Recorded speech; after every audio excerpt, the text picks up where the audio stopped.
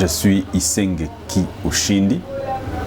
Je crois que je suis multicasquette. Je suis écrivain. Je suis éditeur. Donc j'accompagne les autres jeunes écrivains à réaliser leur rêve d'écrivain. Je suis aussi coach et formateur à leadership et développement personnel. Nous sommes à Bunia, dans la province de l'Ituri, la partie est de la République démocratique du Congo. J'ai 27 ans. Je fais mes études universitaires à l'UCBC, Université chrétienne bilingue du Congo à Beni. J'ai obtenu mon diplôme d'état au complexe scolaire Les Aigles des Dieux à Bunia. Et mes études primaires aussi, je les ai fait à l'école primaire des garçons de Mudi Maria. C'est aussi à Bunia.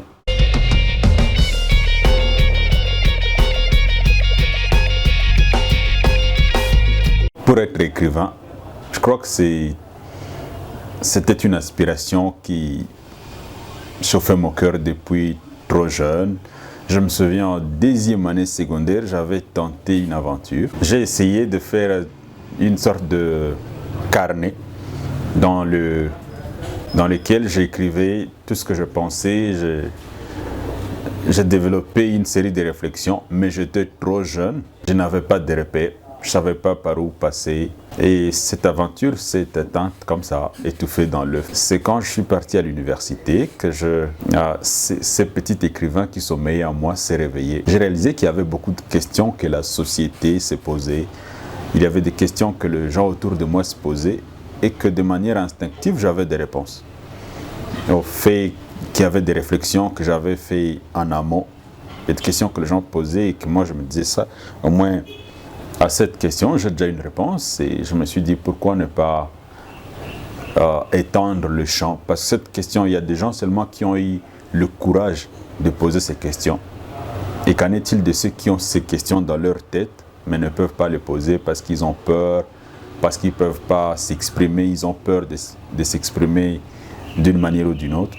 J'ai décidé de commencer à coucher les réponses de ces questions par écrit. Et c'est comme ça que mon premier livre est sorti.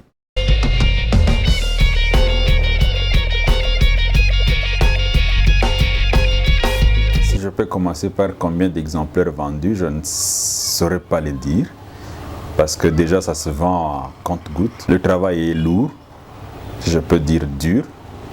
Mais parce qu'on a cette passion, on continue à le faire. Mon premier livre, je l'ai sorti en 2017, j'étais encore étudiant. Il s'intitulait « La science confirme la Bible ». Il se vend seulement en ligne sur Amazon et les suivants étaient « Révolutionner la révolution au Congo », un livre dans lequel je présente ma perspective du leadership au Congo sur tout le plan politique, économique, éducationnel et consorts. Une sorte de nouveau paradigme pour bâtir ces Congos plus beaux qu'avant, comme on le chante dans notre hymne national.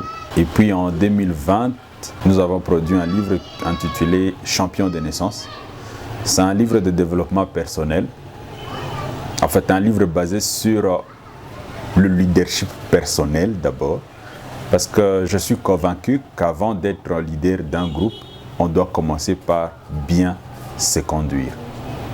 Et le tout récent, c'est aussi un livre penché sur le leadership, mais celui-là féminin, intitulé « Le pouvoir de la femme a changé le monde ». C'est aussi un livre qui s'adresse principalement aux femmes, mais qui touche toutes les couches sociales, parce que hommes et femmes, la compréhension de cette thématique aide beaucoup les hommes et les femmes à comprendre et à prendre conscience du pouvoir immense dont dispose la femme.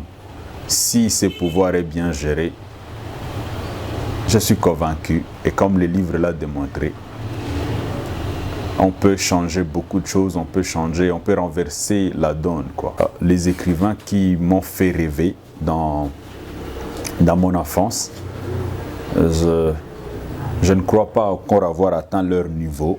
Je suis fier de rencontrer des gens qui me disent « J'ai pris des décisions importantes après avoir lu votre livre ».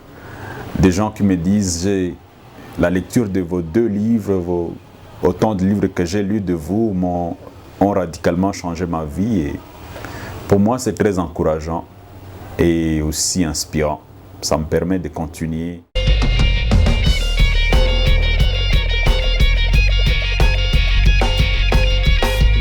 Il y en a plusieurs.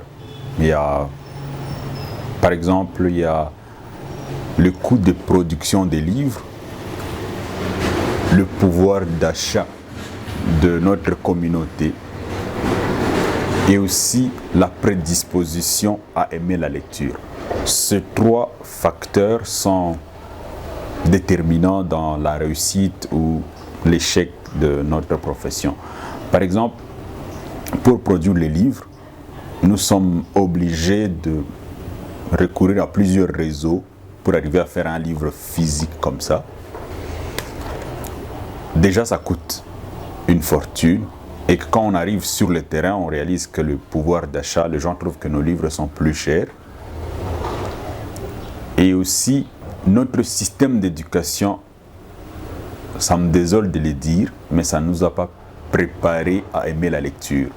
Donc, déjà, celui qui n'aime pas la lecture, il trouve une excuse dans le prix du livre pour ne pas s'en procurer. Donc ça, c'est le premier défi.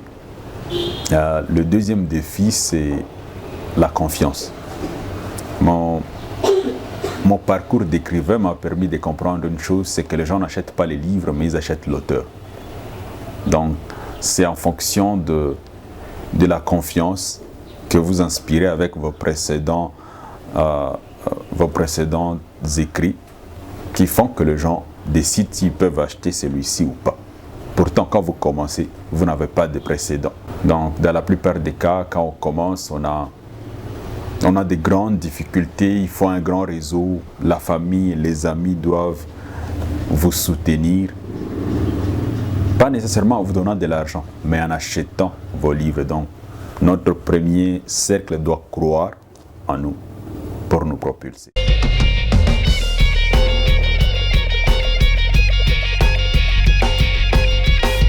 Personnellement, je n'ai jamais pensé abandonner parce que je le sens comme une responsabilité, comme un devoir moral envers ma communauté.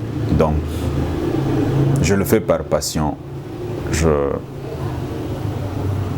me sens engagé, je sens que c'est mon devoir de le faire et que si je ne le fais pas, qui le fera?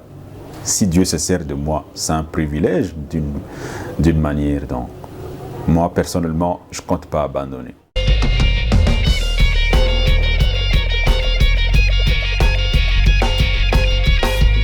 La maison d'édition s'appelle Washindi Publishing. C'est une maison qui est née avec la volonté d'accompagner ces jeunes qui rêvent d'écrire, mais qui n'ont pas de repères. Ils ne savent pas par où passer. Je me suis dit, des gens comme moi, j'écrivais, je réalisais qu'il y avait des choses avec lesquelles moi je n'étais pas d'accord. Il y avait des contrats avec lesquels je me sentais rouler un peu. Et je me suis dit, travailler avec des maisons d'édition lointaines, c'est beaucoup plus compliqué parce qu'il y a des erreurs. Quand le livre est sorti et qu'il y a des erreurs contre lesquelles tu t'étais insurgé déjà avant, mais qu'ils ont produit déjà 100, 200 exemplaires, tu ne peux pas leur demander d'annuler parce que tu as même déjà payé. La maison d'édition, elle vise à accompagner le jeune et tout celui qui veut réaliser ses rêves d'écrivain, de le voir se réaliser à un coût réduit, mais aussi de manière accessible, avec beaucoup de flexibilité, étant donné que personnellement, je comprends les défis que nous, jeunes, rencontrons à terme de finances, à terme d'encouragement et tout. Donc, la maison d'édition se propose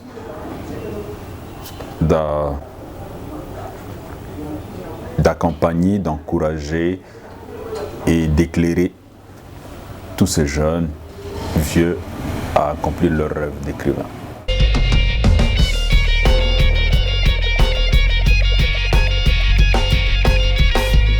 En fait, ce livre intitulé « Champion de naissance », qui est mon 3e livre, répond en grande partie à cette question. Il y a un extrait où je dis, il y a beaucoup de champions qui meurent comme des idiots, tout simplement parce qu'ils n'ont pas eu quelqu'un pour leur révéler le champion qui est en eux ou leur rappeler qui ils sont. Mais aussi, il y a beaucoup de grandes dames qui meurent comme de prostituées, juste parce qu'il n'y a pas eu ces systèmes de repérage. Ils n'ont pas eu de repères. Et je me dis, j'encourage tous les jeunes, y compris vous, d'être des repères, faute de repères. Parce que nous n'en avons pas eu. Nous ne devons pas nous permettre de laisser que nos petits frères vivent le même calvaire que nous. Que ces jeunes se ressaisissent et que tous ceux qui jouent le rôle d'encadreurs, parents, grands frères, se donnent cette responsabilité d'encadrer et d'orienter le petit frère dans le bon chemin. Certainement, nous aussi, nous avons besoin de repères, mais déjà le peu de lumière que nous avons, nous devons nous en servir pour montrer le bon chemin à ceux qui sont plus jeunes que nous, ceux qui sont derrière nous.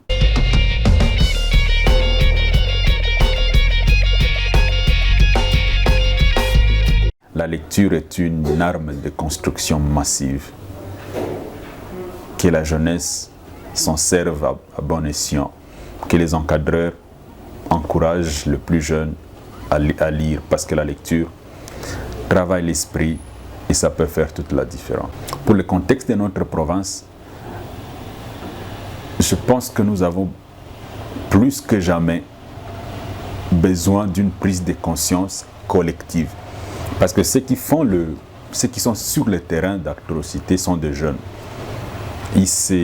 On peut accuser ceux qui le manipulent, mais pour qu'il y ait une manipulation, il y a un manipulateur et un manipulé. La lecture peut nous aider à travailler notre esprit critique et à de moins en moins accepter ou être victime de manipulation. Ça peut faire le premier pas vers la cessation de ces hostilités. Surtout, merci